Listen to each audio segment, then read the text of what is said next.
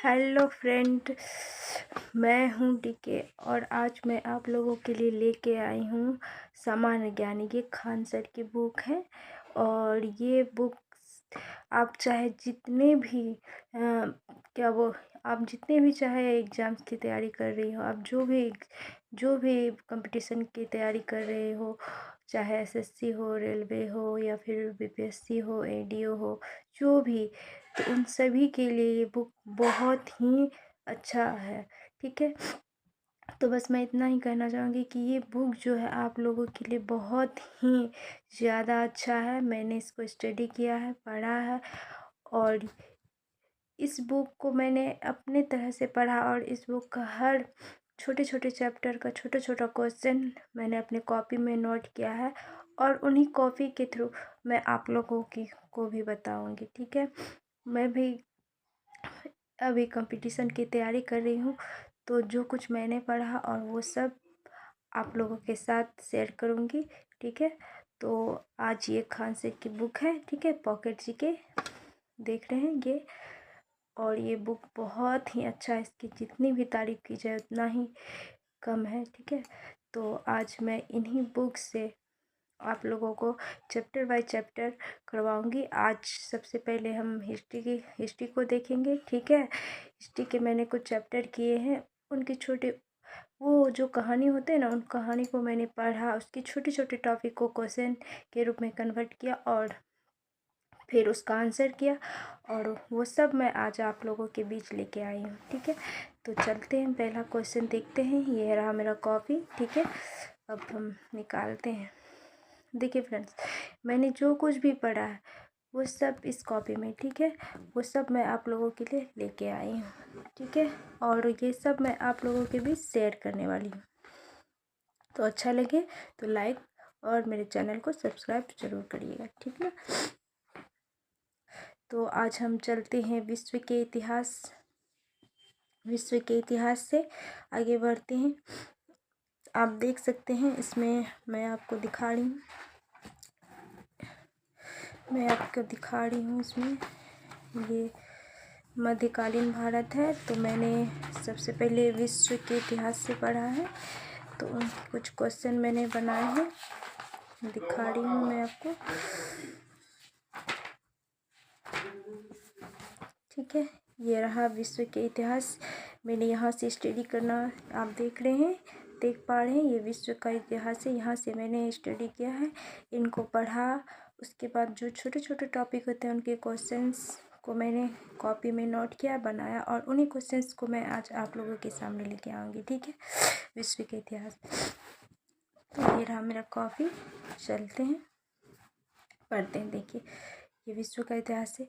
तो सबसे पहले मैंने पढ़ा कि विश्व के इतिहास को 3 भागों में बांटा गया है। ठीक है, विश्व के इतिहास को कितने भागों में बांटा गया है? 3 भागों में। ठीक है, प्राचीन इतिहास और मध्यकालीन इतिहास और आधुनिक इतिहास। ठीक है, तो समझ गए फ्रेंड, विश्व के इतिहास को कितने भागों में बांटा गया है? 3 भागों में। ठीक है, और पहला जो वो प्राचीन इतिहास है, दूसरा मध्यकालीन और तीसरा आधुनिक इतिहास। ठीक है, सबसे पहले जो ये प्राचीन इतिहास है, इसका प्रारंभ कब से हुआ था? ये 5वीं सदी से।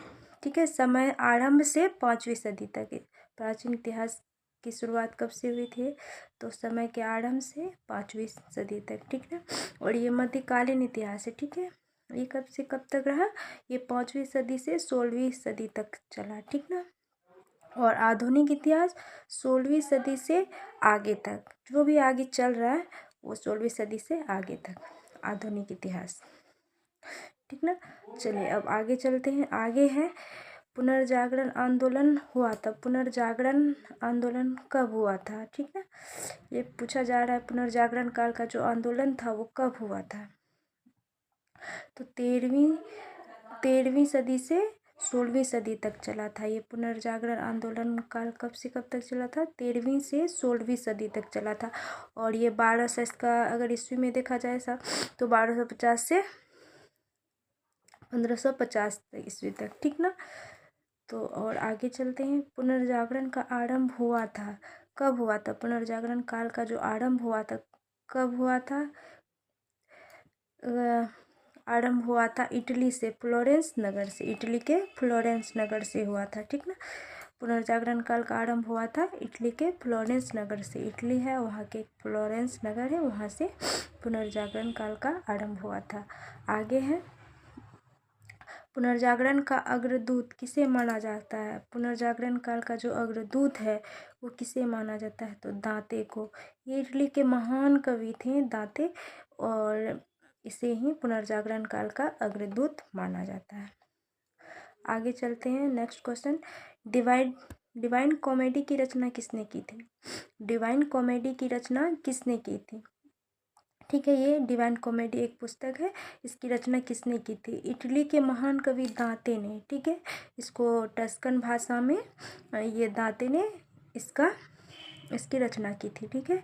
इटली के महान कवि थे दांते, और ये जो डिवाइन कॉमेडी है इसकी रचना टस्कन भाषा में की गई थी, ठीक ना। आप लोग अच्छे से याद रखिएगा फ्रेंड्स। आगे चलते हैं, अंग्रेजी साहित्य का सबसे प्रसिद्ध कवि या नाटककार किसे माना जाता है। और ये जो फ्रेंड मैंने ये डिवाइन कॉमेडी बताया आपको, ये बहुत ही इम्पोर्टेंट क्वेश्चन है। इसको आगे के बहुत सारे एग्जाम में देखा गया कि इसको पूछा जाता है, ठीक ना। तो इसलिए इसको अच्छे से याद रखिएगा फ्रेंड। डिवाइन कॉमेडी की रचना दांते ने की है टस्कन भाषा में, और ये दांते कौन था, इटली के महान कवि थे। चलिए नेक्स्ट क्वेश्चन है, अंग्रेजी साहित्य का सबसे प्रसिद्ध कवि व नाटककार किसे माना जाता है। तो विलियम शेक्सपियर को अंग्रेजी साहित्य का सबसे प्रसिद्ध कवि एवं नाटककार माना जाता है, विलियम शेक्सपियर को। आगे है, आधुनिक विश्व का क्या कह रहा है क्वेश्चन, आधुनिक विश्व का प्रथम राजनीतिक चिंतक। आधुनिक विश्व का कह रहा है, भारत का नहीं, विश्व का। आधुनिक विश्व का प्रथम राजनीतिक चिंतक किसे माना जाता है। आधुनिक विश्व का प्रथम राजनीतिक चिंतक किसे माना जाता है, किसे माना जाता है, मैकियावेली को, ठीक ना। ये मैकियावेली है, इसे ही आज आधुनिक विश्व का प्रथम राजनीतिक चिंतक माना जाता है। एक तरह से कहा जाता है राजनीतिक चिंतक आधुनिक विश्व का माना गया है मैकियावेली को। और मैकियावेली ने क्या किया, द प्रिंस के रचयिता कौन है, मैकियावेली को माना गया है। द प्रिंस की रचना किसने की है, मैकियावेली ने। एक क्वेश्चन ये भी आ गया, ये क्वेश्चन भी बहुत इंपॉर्टेंट है, ठीक ना। द प्रिंस की रचना किसने की है, मैकियावेली ने। चलिए आगे देखते हैं, ये रहा आगे मेरा next, on the revolution of bodies किसने दिया। On the revolution of bodies किसने दिया, ये एक खगोल शास्त्री कोपरनिकस है, उसने दिया है, ठीक है। ये खगोल शास्त्री हैं कोपरनिकस, इन्होंने दिया है on the revolution of bodies, ठीक ना। और इन्होंने ग्रह के गति के सिद्धांत तथा सूर्य सिद्धांत को भी दिया है।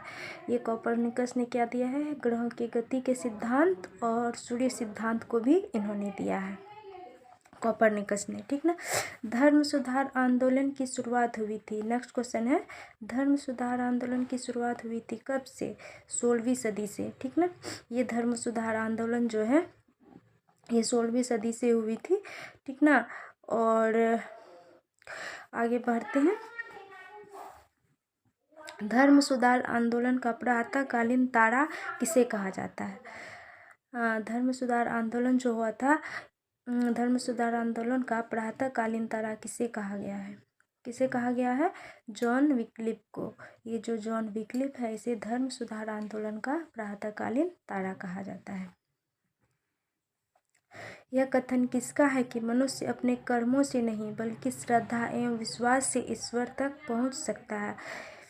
ठीक है, नेक्स्ट क्वेश्चन है, ये भी मोस्ट इम्पोर्टेंट क्वेश्चन है, ठीक ना, इसे भी आप लोग याद रखेंगे। यह कथन किसका है कि मनुष्य अपने कर्मों से नहीं बल्कि श्रद्धा एवं विश्वास से ईश्वर तक पहुंच सकता है। ये कथन है मार्टिन लूथर का, ठीक ना। ये मार्टिन लूथर है, इन्होंने ही कहा कि मनुष्य अपने कर्मों से नहीं बल्कि श्रद्धा एवं विश्वास से ईश्वर तक पहुंच सकता है। ये भी मोस्ट इम्पोर्टेंट क्वेश्चन है, इन्हें याद रखिएगा। उसके बाद नेक्स्ट क्वेश्चन है, सर्वप्रथम अमेरिका का पता किसने लगाया था। तो अमेरिका का पता सर्वप्रथम किसने लगाया था फ्रेंड्स, कोलंबस ने। ये कोलंबस हैं जिन्होंने अमेरिका का सर्वप्रथम पता लगाया। और अमेरिका का नाम किसके नाम पर पड़ा था, अमेरिको वेस्पुस्सी के नाम पर। अमेरिका का नाम किसके नाम पर पड़ा था, अमेरिको अमेरिको वेस्पुसी के नाम पर अमेरिका का नाम पड़ा था। उसके बाद नेक्स्ट क्वेश्चन, सप्तवर्षीय युद्ध देख सकते हैं फ्रेंड्स, सप्तवर्षीय युद्ध कब और क्यों लड़ा गया था? सप्तवर्षीय युद्ध क्यों लड़ा गया था? तो 1756 से 1730 ईस्वी तक ये लड़ा गया था इंग्लैंड और फ्रांस के बीच, ठीक ना। और सप्तवर्षीय युद्ध किसके किसके बीच लड़ा गया था? इंग्लैंड और फ्रांस के बीच, ठीक ना। और ये कब से कब तक लड़ा गया था? 1756 से 1763 तक। और ये कहाँ कहाँ लड़ा गया था? यूरोप, अमेरिका, भारत में लड़ा गया था। कहाँ कहाँ लड़ा गया था सप्तवर्षीय युद्ध? यूरोप, अमेरिका, भारत में लड़ा गया था। यह उपनिवेशों और व्यापारिक शक्तियों के लिए लड़ा गया। क्यों लड़ा गया था? उपनिवेशों और व्यापारिक शक्तियों के लिए लड़ा गया था, ठीक ना। देखिए फ्रेंड्स, ये मैंने खान सर की बुक है पॉकेट जीके, इसको स्टडी किया, उनके छोटे छोटे उनको पढ़ा, उसके छोटे छोटे टॉपिक को क्वेश्चन के रूप में कन्वर्ट किया और वही क्वेश्चन को मैं आज आप लोगों के साथ लेके आई हूँ। तो उम्मीद करती हूँ ये आप लोगों के लिए बहुत ही फायदेमंद रहने वाला है। बस इसे ध्यान से देखते चले। उसके बाद है, ये देख रहे हैं नेक्स्ट क्वेश्चन है, इसमें मुझे बहुत मेहनत लगी है क्योंकि ये मैं खुद के लिए कर रही हूँ, क्योंकि मैं भी खुद एक कंपटीशन की तैयारी कर रही हूँ। इसलिए मैंने सोचा कि अगर ये मेरे लिए फ़ायदेमंद है, मैंने इसमें इतना मेहनत किया, तो क्यों ना मैं इसे और सब स्टूडेंट को दूँ, ताकि मेरे और कुछ फ्रेंड्स जो हों, जो तैयारी कर रहे हों, उनको कुछ लाभ मिल जाए। तो यही सोच के मैंने ये आप लोगों के बीच लाने के लिए सोचा। तो चलिए चलते हैं नेक्स्ट क्वेश्चन में। किस एक्ट के तहत प्रतिनिधित्व तो नहीं तो कर नहीं का नारा दिया गया? देखिए, ये एक एक्ट है, इसके तहत प्रतिनिधित्व तो नहीं तो कर नहीं का नारा दिया है। कौन सा एक्ट है वो? Stamp act. ये एक स्टाम्प एक एक्ट है जिसके तहत प्रतिनिधित्व नहीं तो कर नहीं का नारा दिया गया था। ये भी क्वेश्चन बहुत इंपॉर्टेंट है। ऐसे कई एग्जाम है जिनमें ये पूछा गया है, अनगिनत एग्जामों में ये पूछे गए क्वेश्चन से, ठीक है। इनको भी अच्छे से देख लीजिए। किसने कहा था मुझे स्वतंत्रता दो वरना मृत्यु दे दो? ये कहा था, ये वेरी ये देख रहे हैं, मैंने VVI का ये मार्क करके रखा है क्योंकि बहुत ही इम्पोर्टेंट लगा मुझे, इसलिए मैंने इसमें VVI करके रखा था। किसने कहा था मुझे स्वतंत्रता दो वरना मृत्यु दो? ऐसे क्वेश्चन तो मेरे ख्याल से ये बीपीएससी टाइप के क्वेश्चन है। ये ज़्यादातर बीपीएससी में पूछे जाते हैं। जैसे ये किस एक्ट के तहत प्रतिनिधित्व तो नहीं तो करने का नारा, इस एग्जाम बीपीएससी में देखा गया है, ठीक ना। तो ये बहुत ही इम्पोर्टेंट है। तो किसने कहा था मुझे स्वतंत्रता दो वरना मृत्यु दो? ये पैट्रिक हेनरी ने कहा था। किसने कहा था? पैट्रिक हेनरी ने कहा था मुझे स्वतंत्रता दो वरना मृत्यु दो, ठीक ना। इसको अच्छे से याद रखेंगे। किसने कहा था मुझे स्वतंत्रता दो वरना मृत्यु दो? पैट्रिक हेनरी ने कहा था। पैट्रिक हेनरी याद रखेंगे। उसके बाद कॉमन सेंस किसकी रचना है? देखिए, ये भी क्वेश्चन बहुत इम्पोर्टेंट है, ठीक है। इसमें सारे क्वेश्चन लगभग इम्पोर्टेंट ही हैं और मैंने कहानी को पढ़ा, उसके छोटे बड़े जो भी क्वेश्चंस बने उनको मैंने बना के यहाँ पे लिखा हुआ है, ठीक ना। कॉमन सेंस किसकी रचना है? थॉमस पेन की। कॉमन सेंस किसकी रचना है? थॉमस पेन की रचना है, ठीक ना। ये किसकी कॉमन सेंस किसकी रचना है? Thomas pen. उसके बाद नेक्स्ट क्वेश्चन है, सर्वप्रथम लिखित संविधान किसने दिया था? सर्वप्रथम लिखित संविधान किसने दिया था? अमेरिका ने। ये अमेरिका जो है उन्होंने सर्वप्रथम लिखित संविधान दिया 1789 में। कब दिया था? 1789 में। 1789 में, ठीक ना। लिखित संविधान सर्वप्रथम अमेरिका ने दिया 1789 में। उसके बाद है, सर्वप्रथम किसने मनुष्यों की समानता तथा मौलिक अधिकारों की घोषणा किया? सर्वप्रथम किसने मनुष्यों की समानता तथा मौलिक अधिकारों की घोषणा की थी? ये भी अमेरिका ने की थी। अमेरिका ने सर्वप्रथम मनुष्यों की समानता तथा मौलिक अधिकारों की घोषणा करने वाला पहला देश था अमेरिका। प्रजातंत्र जनता का, जनता के द्वारा और जनता के लिए शासन है, यह कथन किसका है? अब्राहम लिंकन का। ये किसका है? अब्राहम लिंकन का है। नेक्स्ट क्वेश्चन पे चलते हैं। मैं ही राज्य हूँ, यह कथन किसका है? ये कथन है लुई 14वां का, मैं ही राज्य हूँ। ये कथन किसका है? लुई 14वां का है। किसका है? लुई 14वां। उसके बाद मैंने कुछ ये लिए थे टेले, एक प्रकार का भूमिकर था, ठीक ना।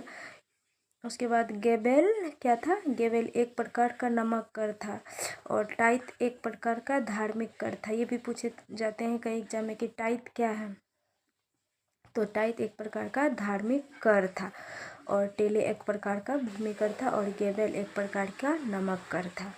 ये भी एग्जाम के दृष्टिकोण से इम्पोर्टेंट हो जाता है, ये भी याद रखेंगे। उनके बाद है, चलिए फिर से देख लेते हैं आगे का क्वेश्चन। नेक्स्ट क्वेश्चन है, 100 चूहों की अपेक्षा एक सींग का शासन उत्तम है। यह कथन किसका है? 100 चूहों की अपेक्षा एक सींग का शासन उत्तम है। यह कथन वोल्टेयर का है। यह कथन किसका है? वोल्टेयर का है। आतंक का युग कहा गया। आतंक का युग कब से कब को कहा गया? किस ईस्वी को आतंक का युग कहा गया? तो 1793 और 1794 को, 1793 से 1794 को आतंक का युग कहा गया है। स्वतंत्रता, समानता, बंधुत्व किसकी देन है? ये फ्रांस की देन है। किसकी देन है? स्वतंत्रता, समानता, बंधुत्व, ये किसकी देन है? तो ये फ्रांस की देन है। कानून की आत्मा की रचना की थी। कानून की आत्मा की रचना किसने की थी? ये मोंटेस्क्यू ने की थी। कानून की आत्मा की रचना मोंटेस्क्यू ने की थी। उसके बाद है, सांस्कृतिक राष्ट्रीयता का जनक हर्डर को माना गया है। ये मैंने कुछ वन लाइनर क्वेश्चन इसमें दिया है। सांस्कृतिक राष्ट्रीयता का जनक किसे माना गया? सांस्कृतिक राष्ट्रीयता का जनक हर्डर को माना गया है। सेफ्टी लैंप का यहाँ कुछ आविष्कार किसने किया है उसके बारे में मैंने लिखा। सेफ्टी लैंप का आविष्कार हम्फ्री डेवी को कहा, हम्फ्री डेवी ने किया। और टेलीफोन का आविष्कार किसने किया था? आविष्कार ग्राहम बेल ने। और रेडियो का आविष्कार मार्कोनी ने किया था। तो ये कुछ आविष्कारक हैं